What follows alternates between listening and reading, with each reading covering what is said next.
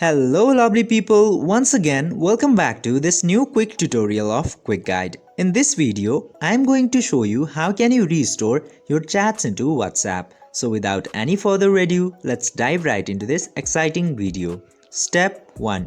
Open your WhatsApp. Firstly, you have to open your WhatsApp, and after opening the WhatsApp, go to your settings by clicking to this three dot into the top right corner.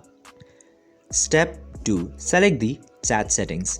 Now after coming to your WhatsApp setting, you can see this chat setting here. You just simply have to click into there, and after going to chat setting, you can see this backup chat option here. Just simply click into that. Step 3.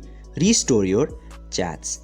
Now after coming to chat backup, you just have to click into this backup button in order to restore your chats into WhatsApp.